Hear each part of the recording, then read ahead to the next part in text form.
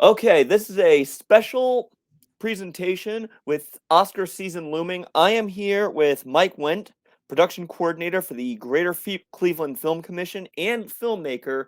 We have a special if we picked the winners.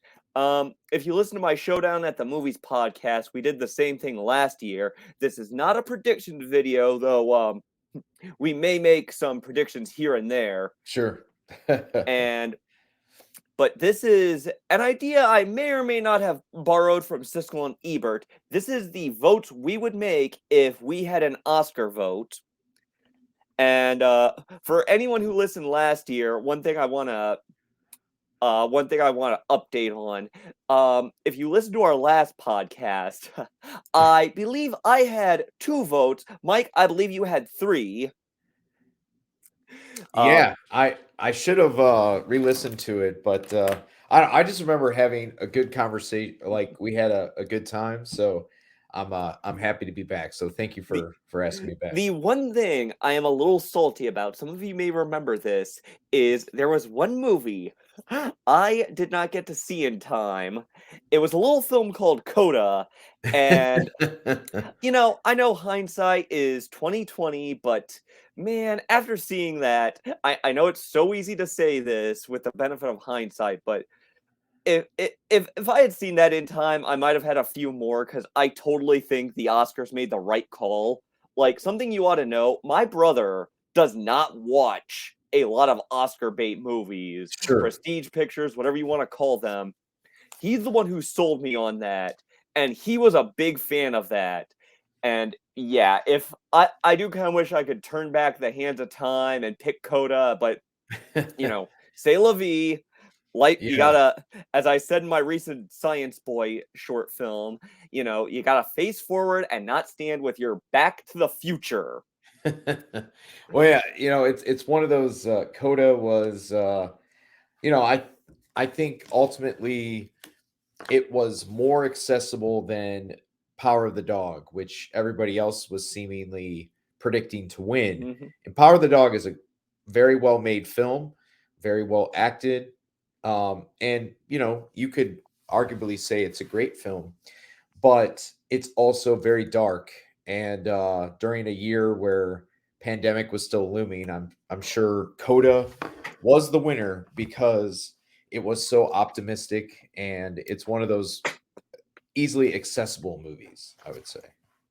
Yeah, I mean, it's a matter of it was funny. It looked at things from a different perspective. I mean, I, I want to focus more on the now, but one thing I did like a lot about Coda is it showed the struggles of being deaf, but it also showed the lighter side, like the fact that they pretty much had this secret language. They could have conversations in public just to themselves because of that, and also there were some genuinely funny moments, but I do want to talk about this year. Yeah. Now, since I have my own, I do want to ask, are there any snubs that you are upset about for this year's Oscars? Um there were, you know, I I'm pretty happy with the films that got nominated for best picture overall.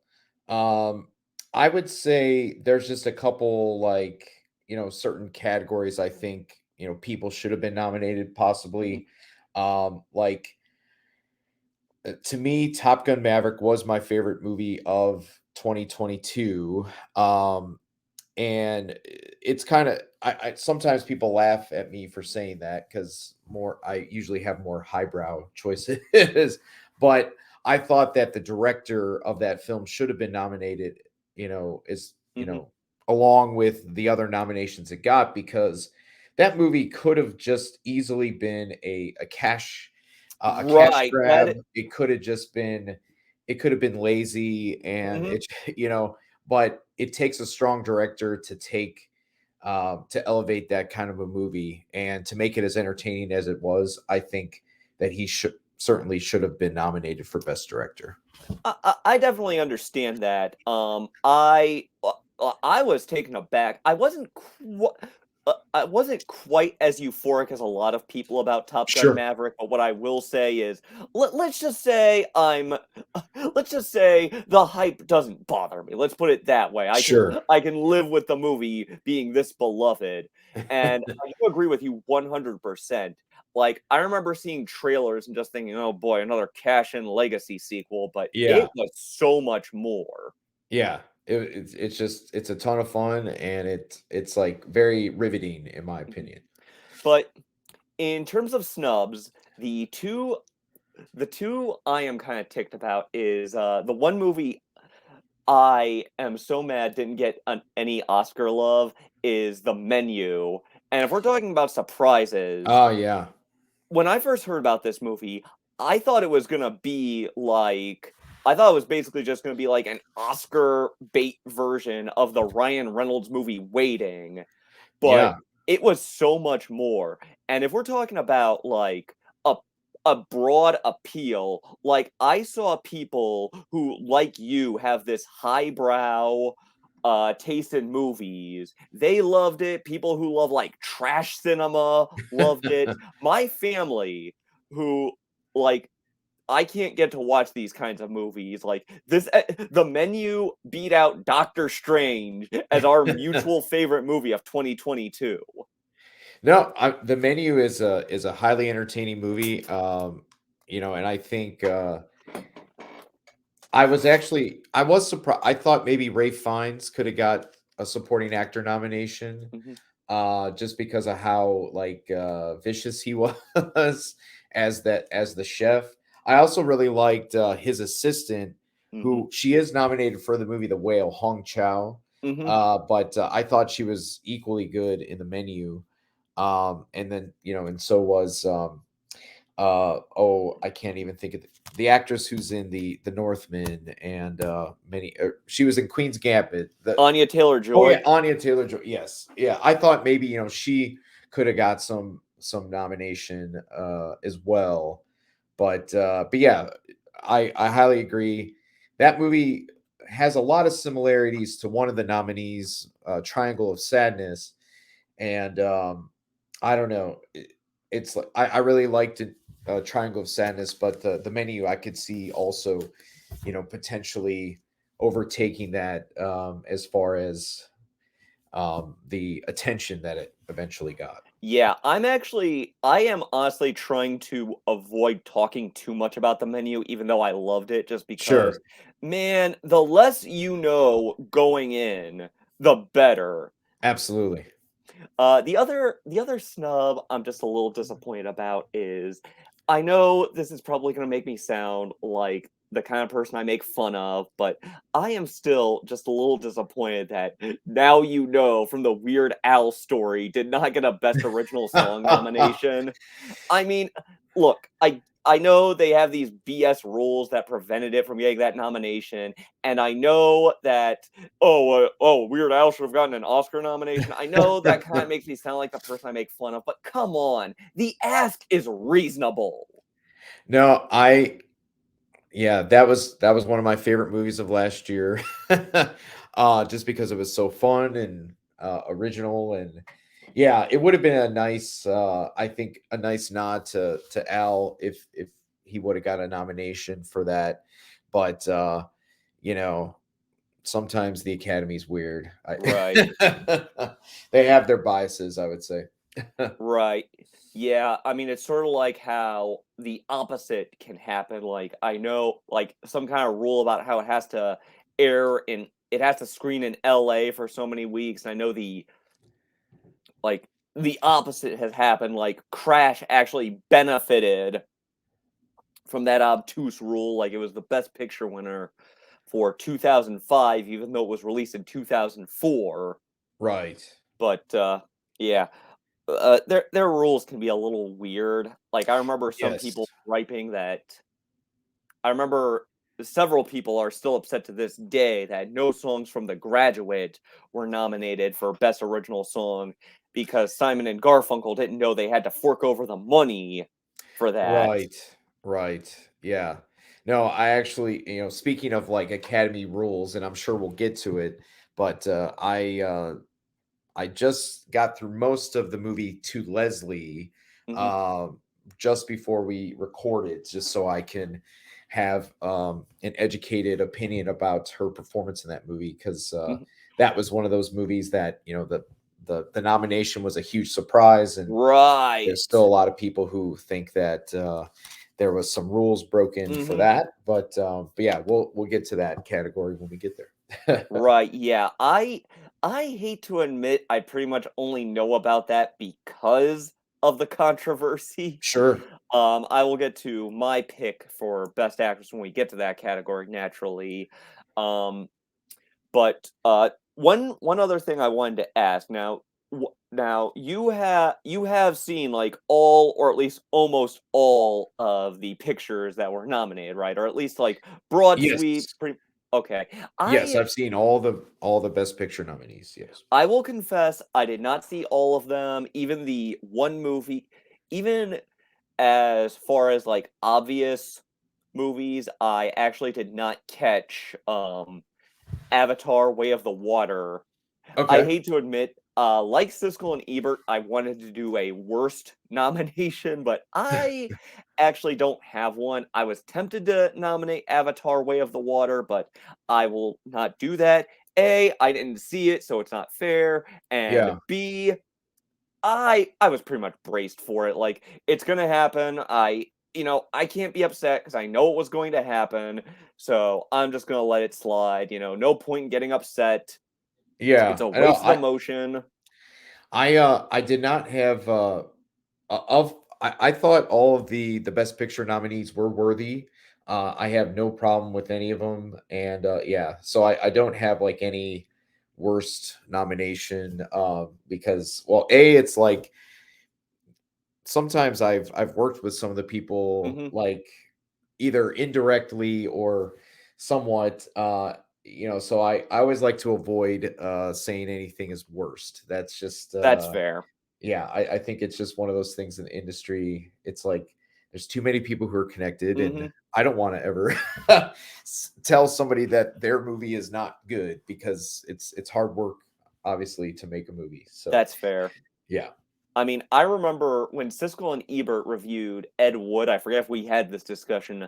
I definitely feel like I brought it up in one episode, but when Siskel and Ebert reviewed Ed Wood, they talked about how there was a director who every time he saw any movie, he would stand up and applaud, no matter how bad it was. And I can get that. Yeah, yeah. No, I mean, it's like if you have, not every movie is going to be great, but I think that's a case where you keep sometimes your opinions to yourself. Right, I get that. I it does sort of remind me.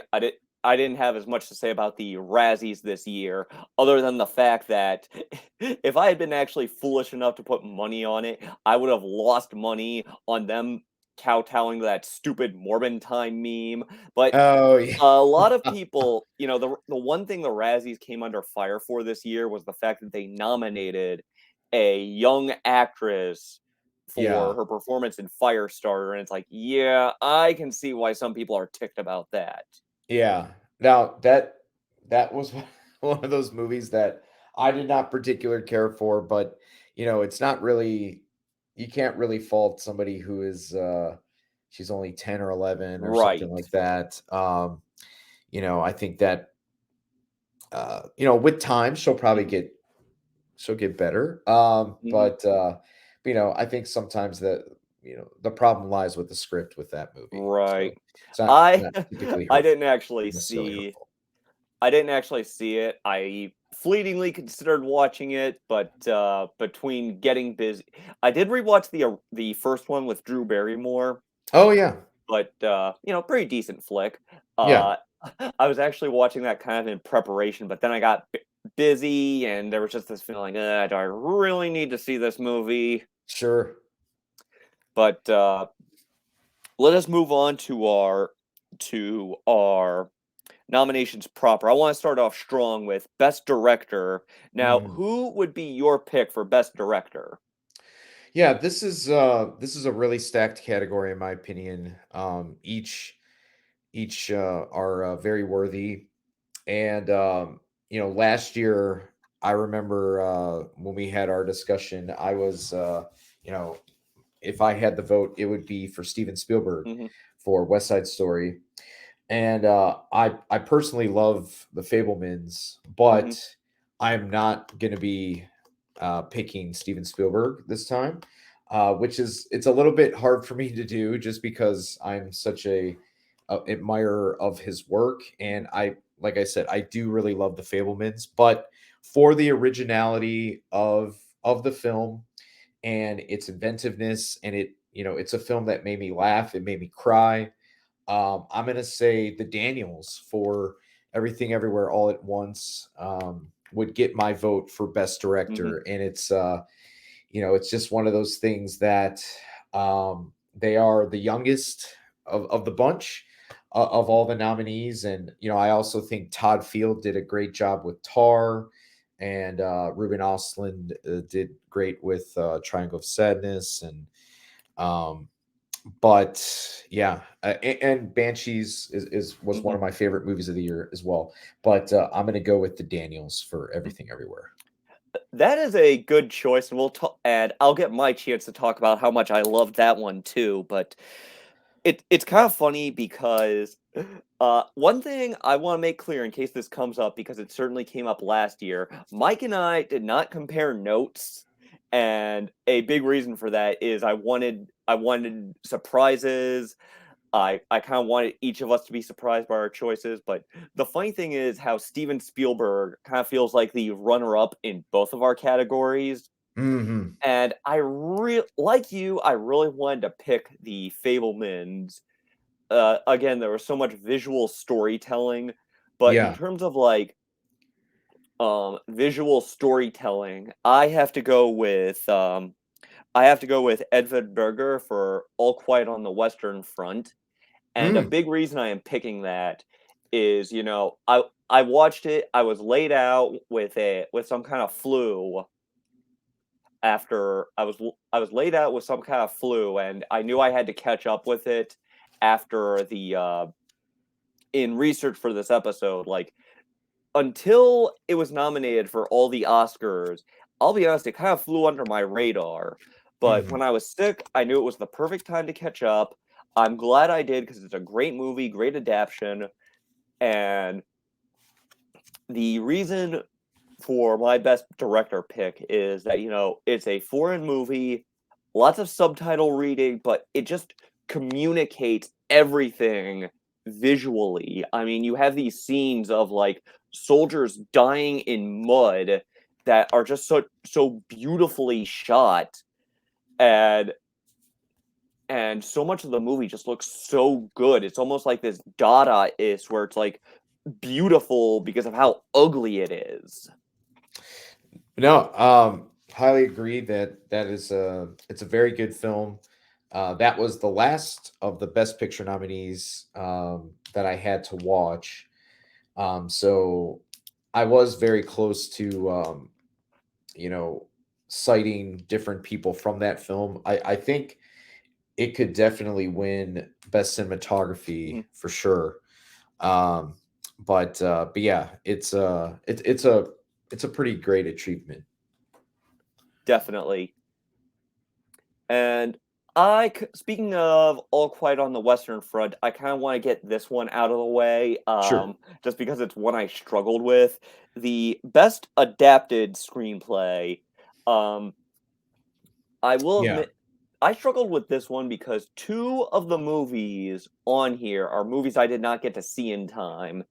Mhm. Women Talking and Living, and it's like, oh boy, watch me fall in love with those movies when I finally get the chance to see them. Women Talking, um, now you live in Cleveland, so it's probably a little easier for you, but I live in Barberton, which is about an hour drive from Cleveland, Sure. and unfortunately that means it's a little harder for me to see some of these movies.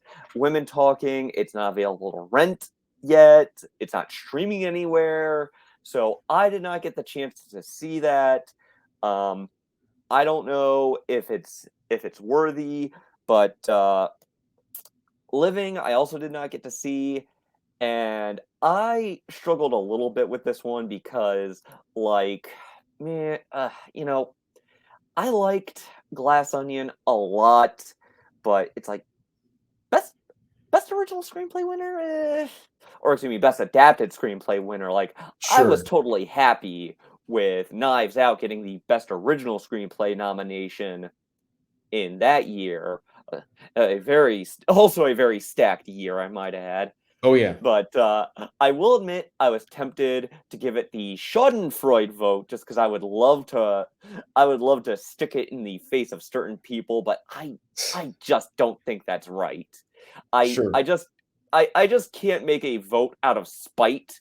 And with All Quiet on the Western Front, I don't know. I feel like I mean I wouldn't say it was a bad screenplay, um, but I I would but I would I don't know. I just felt like the strengths of that movie are more in the visuals rather than so Mhm. I think it would be fair for that movie to win, but this is one I feel like we might be in agreement on. Until I see something that changes my mind, I think I'm just gonna have to go with Top Gun Maverick. Yeah, I would probably say as well, Top Gun Maverick. It's one of those. So this is one of those things where I'm sure people there might be other Oscar type people who enthusiasts that would say why in the heck would you pick that? But that type of movie doesn't write itself, and Right. the strengths of the movie is lies within the core of a good movie is its script. Hmm. Okay. So the fact that I was so riveted by the movie is great. But I would also say, like, as a very close runner-up would be Women Talking. Women Talking is one of those movies that on paper sounds like it would be a drag. Hmm. Like it would be boring, but, it has some really sharp dialogue. There's actually quite a bit of comedy in the movie. I just assumed, like, it was gonna be this very serious, Hmm. movie where all the women are kind of, like, in this, like, moral dilemma and they're yelling at each other, but actually, there's a lot of humanity to it, a Hmm. lot of, it's just really it's a beautiful film, and it's unfortunate, you bring that up that they didn't really put it out there that much. Hmm. They only put it in a handful of theaters, at least here in Northeast Ohio. So I'm assuming it was the same across the country, and it didn't do so great box office wise, and it's a shame because it's one of those movies that I think if more people saw it, it probably would have done a lot better. Yeah, I mean, one thing I wanted to mention is I had to go out of my way to see The Whale. I had to Sure, go to a theater that's like a half hour from my home to see that, and Women Talking was even harder to find, and it's like, sure. um, man, I'm sorry. I want to see it, especially as research for this, but certain movies are already kind of hard sells for me to see in theaters, but like, man, a 45-minute drive to Cleveland, I'm sorry. I want to see the movie. I want to have an educated discussion on this podcast, but man, there's I got my limits. I'm sorry. Uh, One thing I do want to add, I a big reason that Top Gun Maverick also hit me emotionally. I actually met Val Kilmer in 2017, Oh, wow. so he was not what I would call cognizant. Sure. And so seeing him in that movie, oh man, it that hit me here. Yeah, oh, yeah. Yeah, that's one of the best scenes of that movie, Yeah. hands down. And uh and while we are we are on the subject of categories I struggled with, I want to move to the best supporting actor category. Mhm. Again, this is one I really struggled with because the only one I didn't see was Brian Tyree Henry in Causeway. Admittedly, that is one that I have not seen, and, partially it's because I had recently canceled my Apple TV Plus Mhm, subscription just to save some money per month. mhm. So uh, eventually, I will see it. He's a wonderful actor, and he was got to meet him when the movie White Boy Rick shot here. He Oh, was nice. he had a supporting role in that film, and was a very very nice, lovely man. So it's one of those things where I got excited to see that he was getting some recognition, but yeah, it's but yeah, have not seen that one yet. Yeah, I'm looking at his filmography, and it's like, oh man, he's been in some good movies, like Into the Yeah. Spider-Verse, Bullet Train, If Beale Street Could Talk. I mean, good for him getting the Oscar nomination. But I struggled with this one because there are some stacked categories. Like when I saw The Fablemans, and I'm sure we're both thinking the same thing, that we're kind of disappointed that David Lynch couldn't get an Oscar Oh yeah. nomination for his cameo Yes. as John Ford. Which, if you haven't seen the movie, his cameo in that movie is utterly hilarious. Yes. And That just is knowing it's David Lynch makes it even better. that's like the best scene of that movie. Yes. But Judd Hirsch, man, when I saw that movie, much like that joke in Wayne's World, his cameo in that, I mean, he's in for like, what, 5 minutes? But Mhm. he just owned that 5 minutes. And when I saw that movie, I thought about that joke in Wayne's World where it's like, oh man, just put Oscar clip Yeah. under this. But I also kind of feel like it's a little too obvious. I I kind of considered giving Kiwi Kwan the uh the sympathy vote because he's got a great comeback story, appearing in Everything Everywhere All at Once and getting the Oscar nomination. But it's like, I'm definitely one of those people who considers getting an Oscar nomination a win. Like, hey man, good job. Hey man, good job. You got more Oscar nominations than Kevin Bacon, Jennifer Aniston, Mia Farrow Sure. combined. But uh, I just couldn't pick him. So my pick for best supporting actor is Brendan Gleeson in The Banshees of Inisherin. No, great pick. That's in the ranking, my personal rankings of like the movies of the year, Banshees was number 4. So I am really big fan. But my number 3 was Everything Everywhere All at Once. And I'm picking Ki Kwan. Um, and it's not just because of the comeback story, but the arc that his character has is pretty impressive. And there's a couple scenes towards the end of the film that are really emotional that I thought he really conveyed a good performance. But you're right, it's a hard category because also Barry Keoghan from Banshees of Inisherin Mhm. has some great scenes as well. Yeah, it's a super stack category. Yeah, definitely. I mean, I know I picked Brendan Gleeson. My opinion on the matter is a lot of times, and we will definitely get to this, I have picked best actor or best supporting actor because I felt that like the lead actor, their performance pretty much was the movie. And this is a rare case where I feel like the supporting role of Brendan Gleeson and Colin Farrell, I feel like their relationship, I kind of feel like that was the movie in a sense. Sure. So that's why I'm kind of giving him the nod. And I just thought they just inflected so much character and personality into the movie. So that's why I'm giving him the nod. I can definitely respect Kiwi Kwan, and I kind of wanted to give him the vote. It was extremely tempting, but I just had to give the nod to Brendan Gleeson. Yeah, absolutely. And speaking of Everything Everywhere All at Once, I feel like that's a good lead into one of my favorite categories, the best original screenplay. Mhm. I did not even have to think about it. Everything Everywhere All at Once, you know, you kind of spoiled a lot of the things I wanted to say. That it's funny, it's sad, it's poignant. There's just so much originality on display.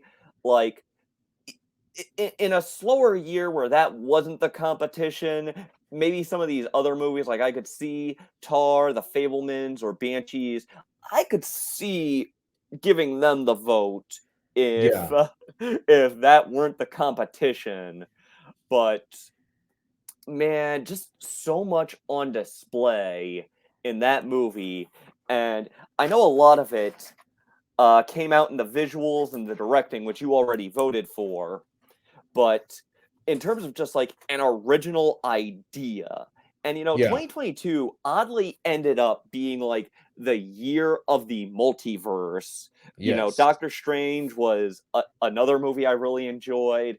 If you, it had some spillover. Spider-Man: No Way Home, which, if you're anything like me, I saw it at the beginning of 2022. Yeah. And then there was, I mean, even stuff like Bayonetta 3 was about multiverses. And I respect the fact that the Dans, as you called them, were able to like make this multiverse film. Like, Doctor Strange, Spider-Man, Bayonetta, they all had franchises to build off of, but this was a completely original concept. Yeah, that would be my pick as well. It um, Once again, a very close runner-up would be the Banshees of Inisherin. That movie really surprised me at every end. It's like it's one of those movies where you got, from the trailer, the essential things of what it was going to be. It was like two guys who don't want to be friends anymore, or at least one person who doesn't want to be friends with the other guy. Right, Um, but there's twists and turns that I don't want to spoil in case nobody's seen it, but right. it's like when one of the characters starts doing something to himself that really just kind of like I was like, wow, where did that come from? Hmm. So, but yeah, if I had to make a choice, I would say just based on the sheer uh, you know originality, imagination that went into the Everything Everywhere script, and part paired with the direction, it's really hard to not pick that as Right. the original screenplay. Right. Now, and while we're on the subject, since we just did one of the easy ones, let's get back to one what was one of the hard ones for me. I don't know. Uh by the way, I don't know if you struggled with this one, but I did have some difficulty with best supporting actress. It's Hmm. another case where there were so many good picks, and just it's like they were so good but hard to pick one.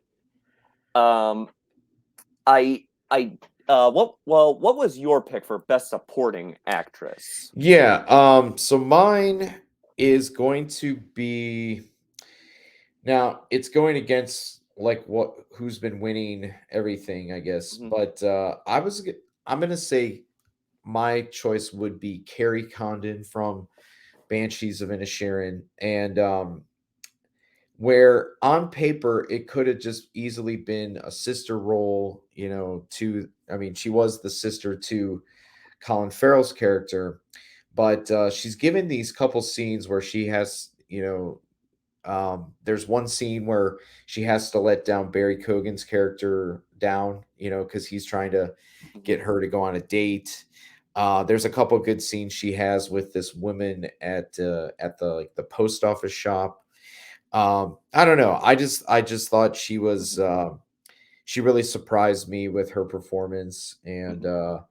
yeah, she just was a very sharp like female in a movie heavily dominated by males. That's fair. Um, I do think that's a fair choice. I had a tough one because, um, first of all, I'm happy to see that Jamie Lee Curtis is no longer in the never Oscar nominated club. So I'm happy to see Sure. she finally got an Oscar nomination. Um, I struggled with this one because I thought Hong Chow was really good in The Whale. Um, Yes. not an easy role, but she was very good in it. I mean I watched that movie and I was wondering if we were gonna have like a Who's Afraid of Virginia Woolf situation where every major character receives Yeah. an Oscar nomination. Sadly, that did not happen, but hey, I'm glad she got her recognition. Yeah. Um, I did come close to agreeing with the Golden Globes and picking Angela Bassett for Black Panther: Wakanda Forever, even though I have mixed feelings about that movie. Like, some of the emotional beats gave me the feels, and but it was kind of long, kind of slow paced, and for me, the most unforgivable part is that parts of it were hard to see. But Yeah, no, Angela Bassett would have been my she's my close runner up as well. Just because you could definitely tell she had to um I give the filmmakers credit with that movie. When Chadwick Boseman died, it gave them a huge challenge mhm, storytelling wise. Now, I'm definitely willing to give them a little slack on that area, oh especially since yeah, they handled his unfortunate passing very tastefully, and yes. their tribute to him was definitely one of the highlights, if not the highlight for me. Yeah, that's definitely the highlight for the movie. I think there are certain issues that I have same kind of with uh similar to yours, that there are some pacing issues in that movie. I didn't really find the villains that compelling. Um but if they do make a third, I'm sure they will. Hopefully it'll be a little more a little better now that they have addressed the fact that Chadwick is not there. I did feel, the character who plays the sister, Letitia Wright, I think she's great, and she'll eventually take over. But anyway, I know we're not talking about Black Panther all day, but Right. no, Angela Bassett did a phenomenal job in some emotional scenes that she has to do. Right. And so my pick for best supporting actress is, and I really hope I pronounce this correctly, in the unlikely event she's listening, I apologize if I butcher her name, but I am going to vote for Stephanie Sue for Everything Everywhere All at Once. There Yes. there was just this feeling of when I was looking at her IMDb page and looking at the various iterations of that character we see throughout the movie, and I'm just thinking, those were all her? Yeah. No, no. Yeah, this is a really, I mean, you're right. It's a really difficult category to pick. And, you know, part of me, I'm very excited as well for Jamie Lee Curtis because she's never been nominated before. I feel like she doesn't have enough screen time to really uh, Right. necessitate a win. But Stephanie Shu has to get really emotional, especially in those scenes with her mother. Yeah, and she, the queen of the bagels or whatever you call it. Yeah, it's like I could see any scenario with Stephanie Shu, Angela Bassett, or Carrie Condon winning. Mhm. It's like, each three of the other two. No disrespect to them. Hong Chow, Right. she's great. Same thing with Jamie Lee Curtis. She's a legend. Right. But yeah, I think between those three, those are the strong front runners. Right. And with Stephanie Shu, there's just this feeling like, you see these really crazy and difficult and challenging performances in movies, and we've talked about some of them. But the fact that Stephanie Shu was able to do that, and I remember Roger Ebert once said, sometimes being normal is a challenge in and of itself, and Sure. being normal under these very bizarre circumstances, and Stephanie Shu somehow does like all of those in one Yeah. performance. So that's why I'm giving her the nod. No, absolutely. It's I really teetered on giving it to her as well, but yeah, she would be a close second or third. It's like a coin toss at this point. definitely. Yeah, if coins had three sides, as I like to Yes. say. And speaking of categories where there's a sort of front runner, let's move on to Best Actor. And while there's definitely some good options this year, it seems like it's definitely down to two people, and I want to see if you picked one of those two people for Best Mm. Actor. Oh, sure. Uh it's really, once again, it's a really tough decision, but if I had the vote, I would give it to, and I once again, I had to like really think about this one. Uh I'm gonna give it to Austin Butler for Elvis. I was really impressed by the way how he was able to embody that character. He had to go to span through like 30 years, and he did all the singing, which say a couple years ago when they had Bohemian Rhapsody, Rami Malek did none of the singing and still won the Oscar. So I think the fact that Austin Butler really had to embody the character of Elvis. um, but the close second would be Brendan Fraser. um, I wasn't the hugest fan of the movie The Whale, but I can recognize that Brendan Fraser did a hell of a job in that movie. Well, it's kind of funny because once again, I'm glad we didn't discuss notes because we seem to be at both mirror images of our picks, but also we seem to be standing the two front runners. And one thing I do want to say is, even though I'm kind of annoyed Ray Fiennes did not get a Best Lead Actor nomination, Sure. I also think it's pretty cool that every nominee in the Best Actor, the Best Lead Actor category, I do think it's pretty cool that they're all first timers. And it really is Brendan Fraser versus Austin Butler at this point. Yeah. And I could definitely live with Austin Butler winning Best Actor. Like you said, he did so many things. And one of the things that really impressed me was the fact that he did that Elvis voice, and he was able to do it in dramatic lines, and he was still convincing. Like Yeah.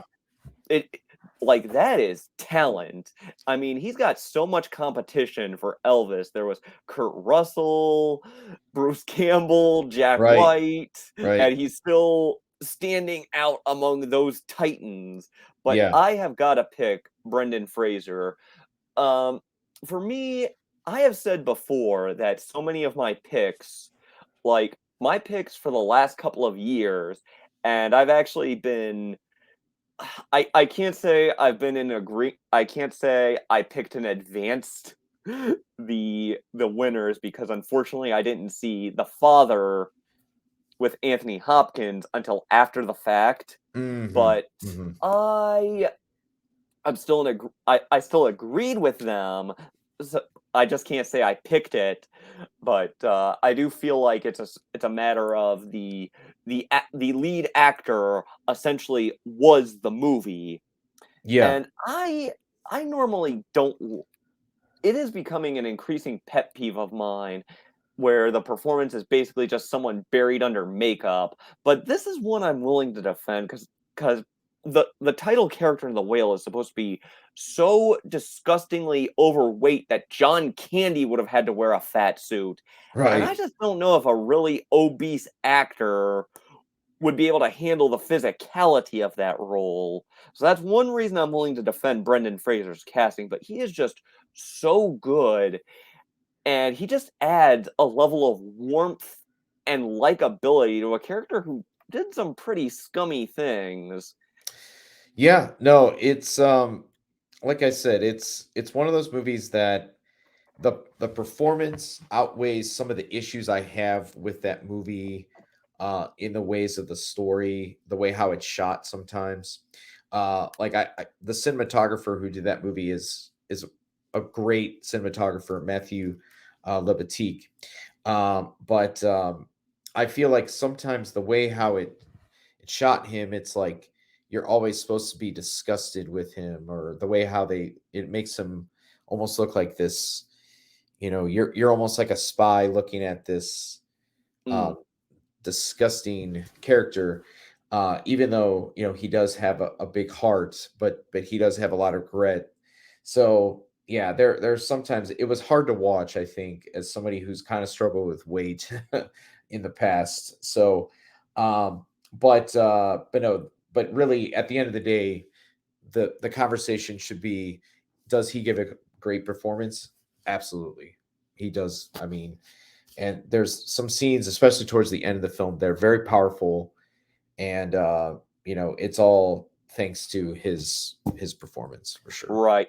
And I hate to say this, I feel like the other deciding factor for me is I already said before that Brendan Fraser essentially was the the Brendan Fraser essentially was the movie in The Whale. Austin Butler could at times feel like a supporting character in his own movie, and No, you're right. I You're right. get that's also kind of the point, but at the Yeah, same time, that's kind of the deciding factor on who gets my vote for this category. you're right. Tom Hanks definitely sometimes feels like the lead in the in the Elvis movie.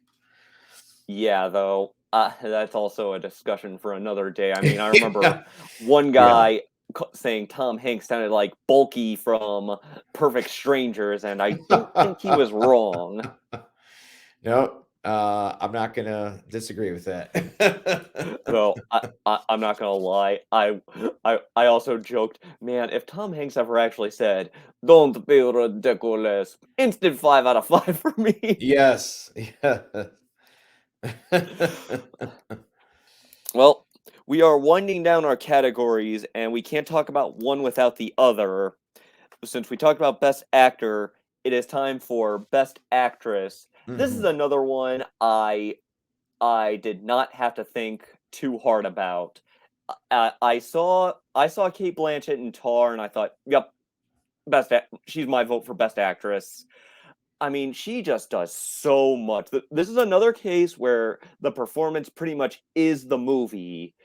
I mean, I definitely had some issues with the movie. Like, I think it could have been paced a little better. Like, I, I was watching it on a Blu-ray player without a timer, so Mhm. I was just wondering, what is this? What is this interview? Like 15 minutes? Do we really need 15 minutes of this interview?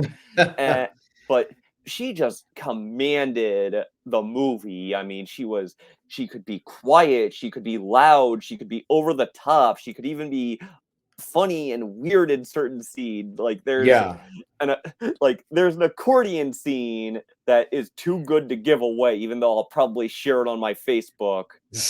Just this great thing that might even be funnier if it's out of context. That man, I know this will be her third, and I'm one of those people who likes to spread the love. I mean, Yeah.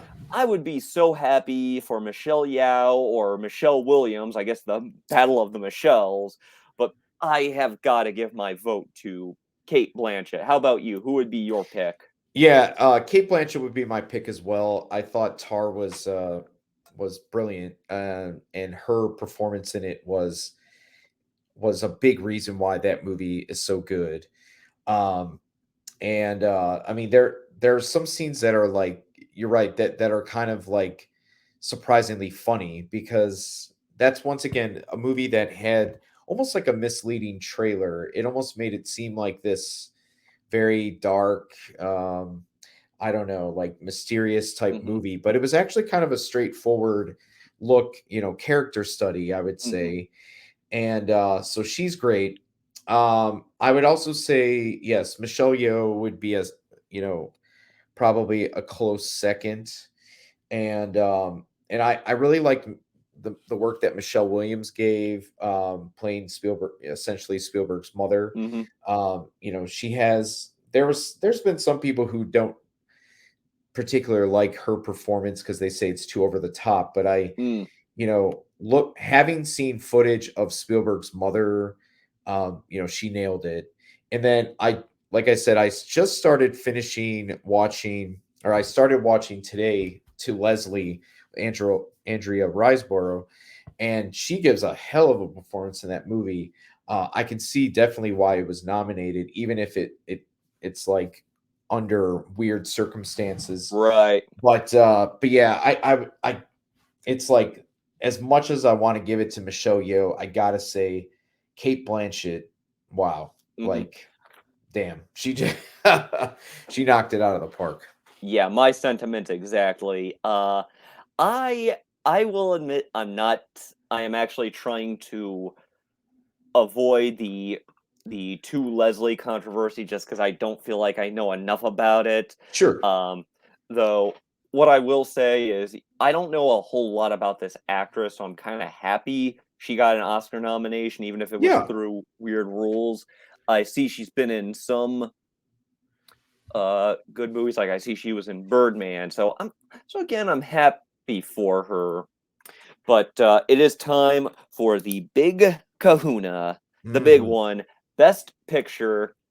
And with the way we have been talking, I feel like mine is a clinch, and I feel like mine is not something I'm going to regret a year from now. I am totally going with Everything, Everywhere, All at Once. I mean, man, I already said how I feel about this one, and just unbridled creativity. There's something I respect about how it's not afraid of getting silly, and this movie just takes so many big swings that it could have fallen on its face. It could have been like such a dumb movie, but they made the sillier elements work. yeah. I I'm also going to say I would give it, even though Top Gun was my favorite movie of last year. I'm going to just say if I had a vote, it would be for Everything Everywhere. Uh, Partially on the same reasons that you said. Its originality and its victory, I think, shows that original movies made for under a certain budget can still wow audiences and bring them, you know, because that movie, even though it was a smaller movie, it still did Mhm, extremely well at the box mhm. office. And it's a testament to the film that it came out last March and people are still talking about it. Right. Yeah. So usually a lot of the Oscar movies don't come out until, at least September. So the fact that it came out a while ago and it's still on people's conversations, and it's resonated with not just young people but older people. Mhm. I think it would be a great showing for the Academy to give it to something like this, even though deep down in my heart I would be really happy if Top Gun won, just because of how entertaining that movie was. Right. And going off of something you said, I do have a certain respect. There's this stereotype that the Oscars kind of just nominate a bunch of movies that no one sees. Like I remember a joke on The Simpsons where Marge said Marge said that the best picture winner in an ambiguous year was some overrated movie that no one saw. And I am not as harsh on some of these things. Like, what I will say, there are a lot of Oscar nominated prestige movies, whatever you want to call them, that I enjoyed, but like I haven't had a whole lot of desire to rewatch. So there's something to be said about movies like, Silence of the Lambs or Forrest Gump or No Country for Old Men that like they're both the big Oscar nominated movies, but they still like have that connection with regular audiences. And I know it's my opinion, it should be my opinion, not just reviewing others, but that's a big reason I would give my vote to Everything Everywhere All at Once. I talked about how my brother doesn't watch a lot of these types of movies. This was Mhm. another one he was a big fan of. So so the fact that they were able to make something that just has this broad connection, that's an element I respect. No, absolutely. It's just, um, there's always those movies that you distinctly remember when you sat down and watched it for the first time. Hmm. You have certain expectations in your head. You've heard that it has good reviews, Hmm. um, and then exceeds those Mhm. expectations, and that was that for me. It's going into this year, I assumed that I would have thought that The Fablemans was going to be the movie of the year and Mhm. would easily coast into the Oscars. And Mhm. while I definitely love that movie, it just doesn't seem to hit people as much as Everything Everywhere has. Right. Honestly, though, I I will be I won't be surprised if The Fablemans or All Quiet on the Western Front win Best Picture, though at the same time, what I will say is I could also live with those movies winning Best Picture. Sure, sure. But yeah, Uh, it should be pretty interesting when it's all said and done. I mean, I didn't get a whole lot of chances to talk about it because it surprisingly didn't win any of my categories, but The Fablemans really was like this love letter to making movies, and it's like, man, I was one of those guys. Like, if you ever watched the show Home Movies, like that was me growing up. Like, I was making these cheapo movies with my buddies, and man, The Fablemans just took me back to that time, Oh and thinking yeah. and looking at how like the tech and just thinking about how the technology changed, and it was also an interesting look at like what it must have been like because since I'm so much younger than Spielberg, I had so many more technological advances than he did, and so I just thought it was a fascinating study of working without some of the advantages I had. Yeah, no, it kind of breaks my heart a little bit when I've seen younger people, at least on Twitter, who have been openly bashing the Fablemans. Hmm. Um, it's just like, do they not understand like Hmm. how like so many modern films have been inspired by the work of Spielberg, and Right. he single-handedly kind of like created a whole Hmm. like vibe for this industry. So that's just my only saying is like young people who think that Fablemans is just dull and boring. That's just it's one of those things where I'm just like, shut up. One of the things I Like kind of thought is the movie does kind of lean on being like safe and non-button pushing, but sure. Steven Spielberg is one of the people who I definitely think can still make great movies within those parameters. Oh yeah. I mean, he's one of the goats for a reason. Yeah. So we are wrapping up. Is there anything you'd like to plug? I would just say clevelandfilm.com. Hmm. That's the Film Commission's website. Stay up to date to all the things that are happening in Cleveland Film. I also have been finishing up a documentary that's been in the works for several years about local filmmaker Robert Banks. So, Nice. robertbanksdoc.com is where you can find information about that film. We're hopeful to finally have everything wrapped up towards the end of this year, and then we will be releasing it in 2024. Oh, So, nice.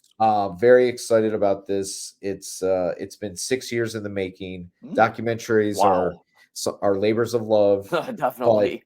the story kept evolving. So we just kept filming. We Right. weren't gonna accept just stopping filming and just editing something Hmm. together. We need to have a good ending, and we have it in mind. But we need to get him to the finish line on one of his projects, and that would determine us from being able to shoot the ending of the film. Right. Well, naturally, I'm going to continue my usual plug of my film Science Boys High School Reunion. It is still on Amazon Prime. It's just a $2 rental. Plus, you can watch it on Vudu. There are DVDs. But the big news is if you want to watch it without the paywall, it is officially streaming on Tenna TV through their YouTube channel free of charge. Awesome. Yeah, so that's something I'm excited about. Be sure to check it out. I'm Alex D. Corville, and I hope you enjoyed our podcast.